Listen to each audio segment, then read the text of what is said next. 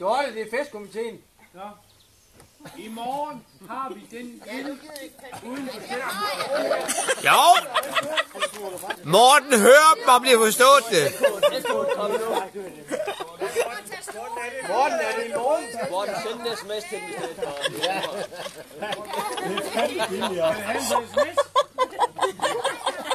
Må jeg godt lige spørge dig om noget?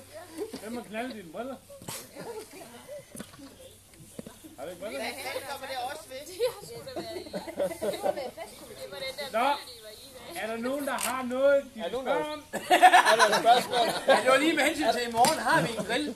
Vi har... Hvad med grillkålen? Har vi telt? Og hvis du kunne tænke os at sætte udenfor? Er det par nummer 7, der griller? Eller hvad? Nej! Par nummer 9? Ja. 9? Så lad I være med at drikke så meget i morgen. Hvad siger I? Nej!